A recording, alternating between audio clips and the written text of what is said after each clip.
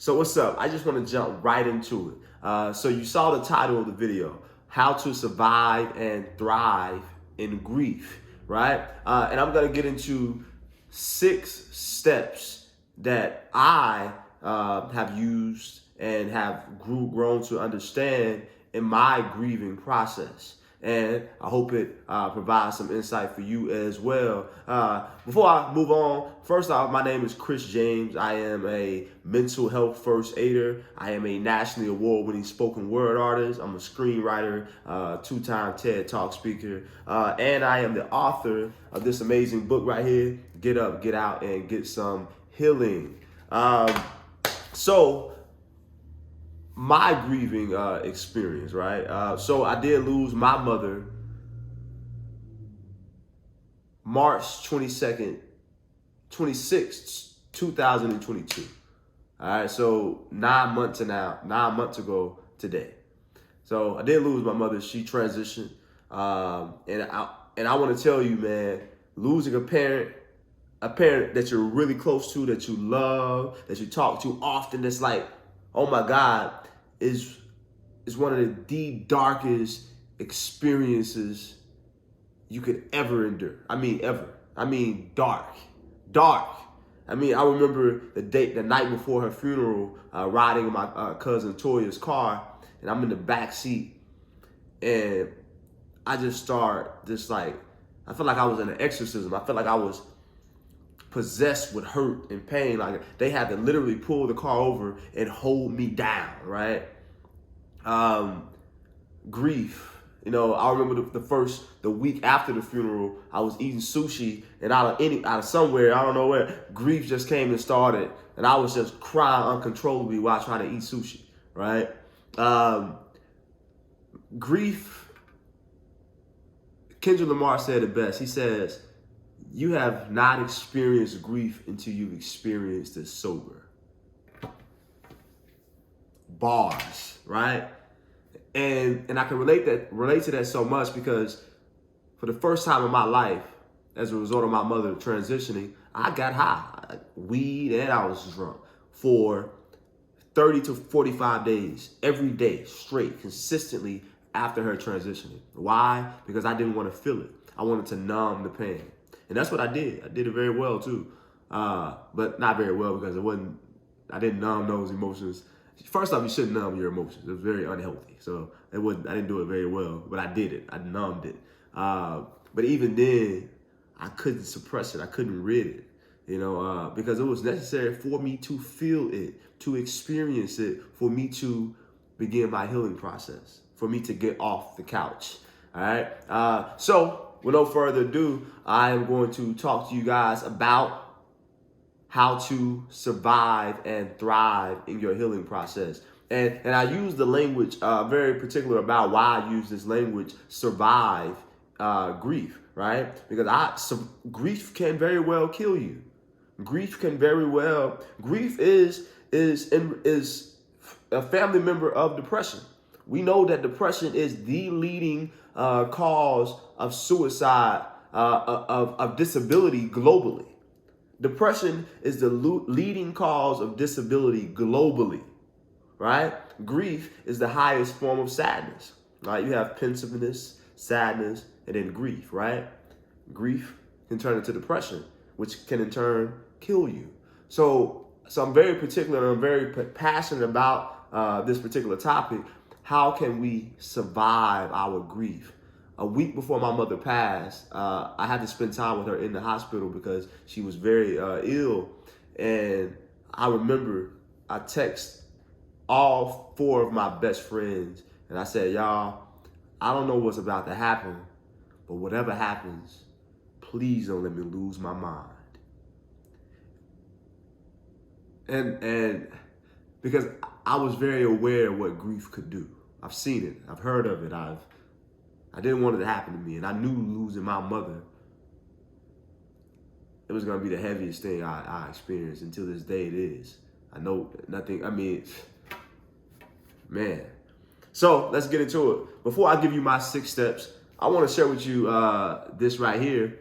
It's a book that I found when I was in Birmingham at Little Five Points in this store. I can't remember the name of the store, but it's called Grief, Reminders for Healing by Gail Macy. So I'm going to read this book to you. It's about a 60-second read. This is a handbook to use while you are grieving the loss of loved ones. Keep it close for a while and let it remind you of what you need to know during this painful time. All right, let's get into it. Remember that you are still alive. You are still alive. Your place is here on this earth with those who remain and love you. Know that their pain has passed, except for how it lives in your memory. You are the one in pain now. It is best to lovingly care for your wounds. You may be disoriented, depressed, and forgetful. These things are normal with grief and will pass. Denying sadness denies healing. By letting your heart break, you let your heart heal.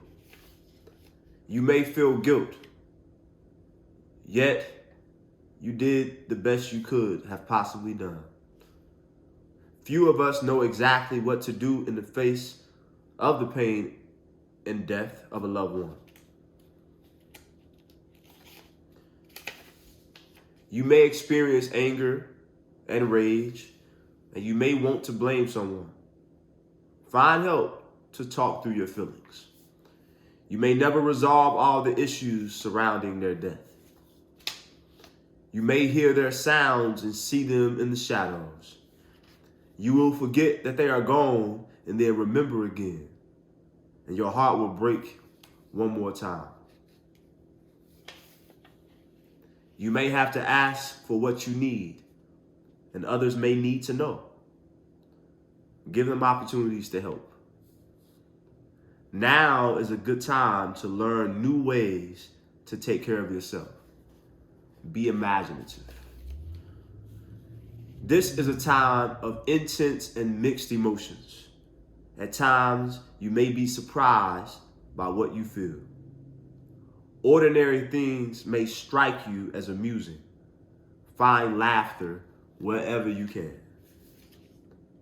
The remedies for grief are time, courage, and love, all applied with tenderness. Grieving takes just as long as it takes. This is a process. It may never truly end, but it will always change. Death is perfectly natural. It is a doorway we will all go through, all in our own time. Some moments you may feel intensely alive. Remember that life springs from death. The end. That was good. I mean, I don't really have to share my 6 tips, but I'm going to share them anyway. All right. That was beautiful. I hope that resonated for you in the way that it did for me when I first ran across this here book by Gail Macy, Grief, Reminders for Healing. So I'm going to get right into my 6 steps that I've grown to understand and live by as I survive and thrive with grief. Number 1, embrace it. Let it happen. Don't try to fight it. Number 2, don't try to control it or it will outpower you when you least expect it. That's what happens when you suppress emotions or experience certain emotions. You put it into one box, and what's going to happen eventually is going to come out in another box later on that you now have no control of because you suppressed it and allowed it to go away and to gain even more power. Don't try to control your grief. Number 3, don't spend time attempting to intellectualize the death of your loved one. The heart cares nothing about how smart you are, how much you can analyze and intellectualize, right? Free your mind. Again, do not worry yourself by trying to understand or intellectualize death. The only answer for death is that it's supposed to happen. Number 4, keep in mind that their death happened. It is not happening. One more time. Keep in mind that their death, their transition from this life to the next one, it happened. It is not happening. So in other words, let's do our best to stop the replaying of their death, right? On every, my mother passed on March 26th. I shouldn't re-kill her or allow her to re-die in my head every March 26th, right?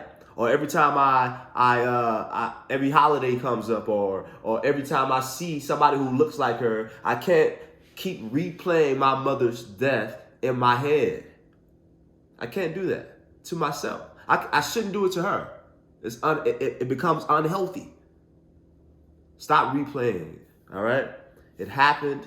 It's not happening. Number 5, create ways to memorialize them. Although they have left you in the physical, they can still be with you spiritually. Their memories are still with you. Keep them. Keep them. Hold them close and tight. So find ways to memorialize them. In other words, hang a picture of your loved one, right? Put them on your screensaver on your phone. Create an altar in your home, right? Rather it's in your closet, or rather it's in your living room. Again, put a picture of them up, some candles, a Bible, maybe a poem that they wrote. Maybe, if they were a sneaker person, put they pair of Jordans right there that they used to wear. A picture of them, right? Memorialize them in some way. Spend time with them spiritually. So when you pray, communicate with them in that way. That's okay. Number 6, find ways to celebrate them daily, weekly, yearly. In other words, you may spend a whole day listening to all their favorite songs. Or you may spend a day each week that you will wear their favorite color in honor of them. You may watch the Kevin Hart special that y'all used to watch together once a month. Or once a year, you may throw a celebration for them, a birthday celebration for them, and invite all the other folks who also love them, and then you celebrate them together. Boom. That's my 6 steps for you to survive and thrive in grief. Grief doesn't have to be the end of you. It doesn't have to be a dark space that you stay in for a long period of time. You can't thrive in your grief, right? There's a term called rumination, right? RUMINATION. Rumination. Rumination is the tendency to replay negative thoughts or feelings over and over and over. Research says that rumination is the central theme for anxiety and depression. What I would encourage you to do is to stop playing the negative thoughts and the negative emotions connected to the transitioning or the death of your loved one over and over and over in your head. I want you to do something to stop the looping of those negative thoughts. Again, that may be you simply standing up and being active. It may be you switching your thought to playing a song. It may be you going to the gym, exercising, finding opportunities to laugh. Whatever you do, don't find your thoughts and your emotions on repeat if they are negative. Do everything in your body, everything in your power to switch your thought, your focus to something positive, to something light. Survive and thrive in grief. You can do it. I've done it and I'm doing it. And I'm proud of myself. I'm proud of myself for being able to make this video. I'm proud of myself to be able to talk about my mother's transitioning without breaking into tears, right? I hope this helps you. Hope it brings some light in some of your darkness. Yeah, again, I'm Chris James. Check out my book, Get Up, Get Out, and Get Some Healing. Super dope book. I think it'll bring some light to your darkness. So peace and love. Keep being amazing, y'all. I'm out.